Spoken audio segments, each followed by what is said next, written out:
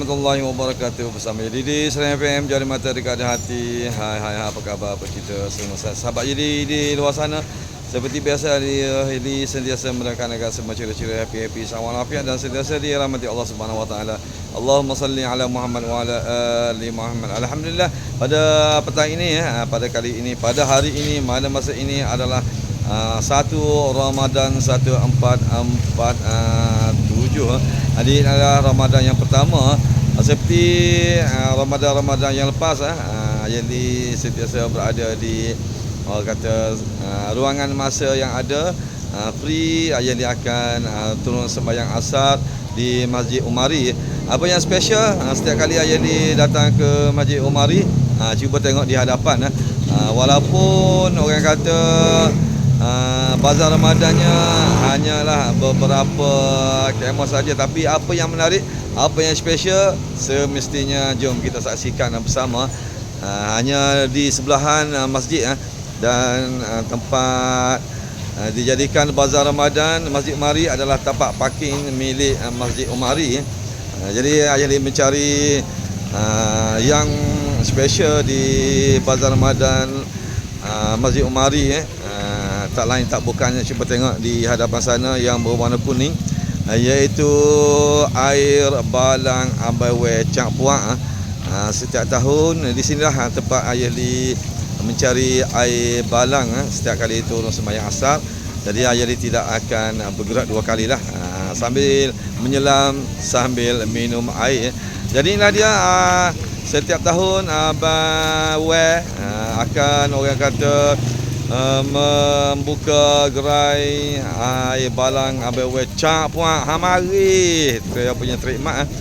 Nah, walaupun Abai ni agak famous, agak popular, tapi Abai tetap lagi sokong orang kata bazar tempatan.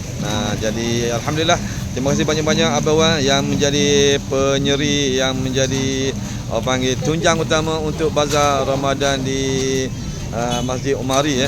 Terima kasih banyak-banyak. Bolehlah Ayeli dapatkan minuman yang semestinya tebing.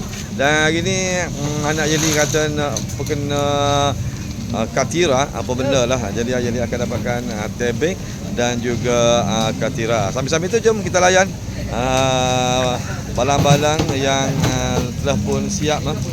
Okey, ini dia air balang Abai Cak Puak.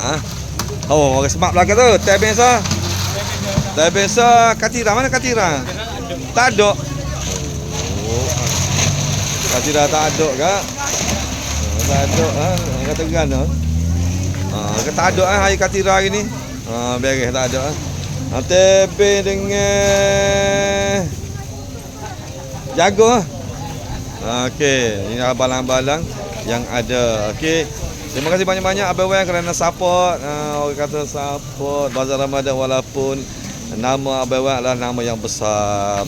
Okey, setakat ini sajalah untuk bersama jadi petang hari pertama Ramadan. Ini sekeliling banyak jugalah orang panggil menu-menu yang boleh didapati di bazar Ramadan Masjid Umari. Jadi kepada yang dekat, bolehlah orang kata sama-sama untuk memeriahkan memeriahkan kopi bolehlah gapo-gapo pun sekalipun ayam golek pun ada. Ni roti john dia pun memang popular. Dan ada lagi di ini gerai kuih segar dari ladang hotel di bawah kemah tu, memang mantap. Okey, sekian saja. Wassalamualaikum warahmatullahi wabarakatuh.